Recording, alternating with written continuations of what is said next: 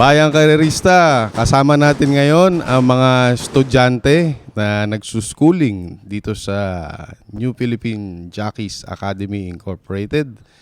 Ang napanood nyo kaninang mga training nila. Nahugot natin ngayon yung tatlong estudyante. Kasama natin ngayon si Mr. Eddie Boy Guerra, si Jeric Pastoral, at si Peter John Guse. Magandang hapon sa inyo. At unahin natin kay Mr. Eddie Boy Guerra. Eddie Boy, ikaw ang class president nitong batch nyo. Opo, bali ako po ngayon yung napili nilang presidente ngayong taon na po. Ilan ang estudyante nyo sa batch nyo? Etong batch po namin ngayon, bali 18 po kami lahat. Anong pinakamatanda at anong pinakabatang edad sa batch nyo? 24 po siguro. At pinakabata po sa amin ngayon, 17 years old po. Napansin ko, medyo matangkad ka para sa Hinete, mga 5'5", 5'6". Okay lang ba yung ganong taas? Okay naman po, basta yung weight po, okay din po. Anong weight yung kailangan? Bali 46 po, o kaya saktong 47 po. 46 to 47 kilos. Eddie Boy, kaano-ano mo yung mga hineteng gera tsaka trainer? Bali tatay ko po, isang former jockey po, si Mr. Ed Guerra po, EM. Chewin ko po si B.A. Guerra o Baboying Guerra po. Bali, pinsan ko na rin po yung hinete ngayon po, si J.B. Guerra po. Kailan natin naasahan na makita kang sumasakay sa pista? Maybe 1.5 years pa po or 2 years po. Salamat Eddie Boy. Dito naman tayo sa mga bayang karista. Ito po yung mga guse rin ito. Si Jeric at si Peter John. So, kasama rin kayo dito sa batch ni Eddie Boy, ano? Apa. Kaano-ano mo yung mga guse? Pinsan ko po sa nanay po, sa mother side. Sino? Sila John Alvin Guse, sila Peter Guse, John Guse, Pau Guse, tsaka John Anthony Guse po. Siya. Okay, ikaw naman Peter, kaano-ano mo? Kaano-ano mo si El Maestro? Ano po? Tito ko po. Oh, si JB Guse. Pinsang ko po. Si Jan at si Pau Pau. Sila po yung mga kapatid ko po. Sila Kuya Alvin po, Kuya Pau, tsaka sila Kuya Tony po. Kapatid to nung mga batang gusin sumasakay ngayon. Pakita nyo yung mga latigo nyo. Ayan, yan. Saan galing yan latigo nyo? Ito po, ligaling po ito sa ano po. Doon po sa mga ginagamit ng inete po para panlaban po.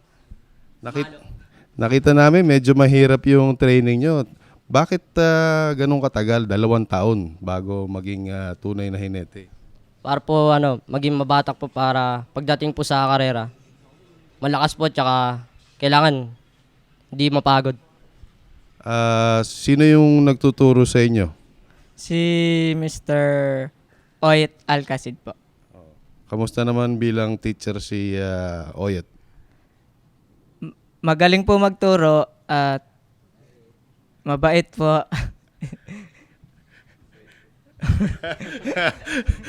Maunawain po. Mabait, magaling at maunawain. Stricto po. Stricto. Kailangan yan para talagang handa kayo pag lobas kayo sa pista. So, kailan namin kayo makikita na tumatakbo sa pista? Siguro po mga pa po. After 2 years po.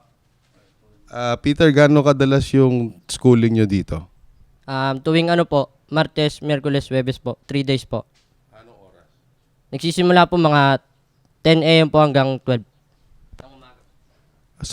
Doon ba sa kabilang pista, sa Malbar at sa Naik, meron ding schooling doon?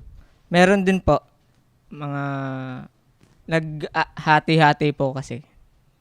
Okay, sa mga Guse family, sa mga umiidolo, sa mga hinete at trainer na Guse, meron tayong aabangan na mga star jockey of the future. At doon din sa mga umiidolo sa Guerra family, trainer at jockey, meron din tayong aasahan na Guerra ang sasakay in the future. Bati tayo sa Bayan Carista at ano yung mensahe mo sa kanila, Mr. President? Binabati ko po lahat ng bayan karerista, mga kapatid ko po dyan sa Makati. Binabati ko kayo dyan. Tsaka yung pamilya ko po, sila Tito Boying, yan, binabati ko rin po. Tsaka JB Guerra po. Okay, at itong magpinsan kayo, no? Nagosi. Anong mensahe nyo sa Bayan Carista? Suportahan nyo po palagi yung karera at manood palagi po. Yun na po. Peter? Yun po, binabati ko po yung mga karerista at tsaka po patuloy po kayong suportahan yung karer. Tsaka binabati ko po yung mga Gusi family po, mga kapatid ko, mga tito ko po sa ibang bansa at tsaka tita ko po. Ayos, maraming salamat sa inyo. Good luck sa inyong schooling. Sana'y mag-graduate kayo with top honors. At asahan namin ng mga Bayan Carista na mapanood kayo na sumasakay na rin sa lalong madaling panahon. Maraming salamat.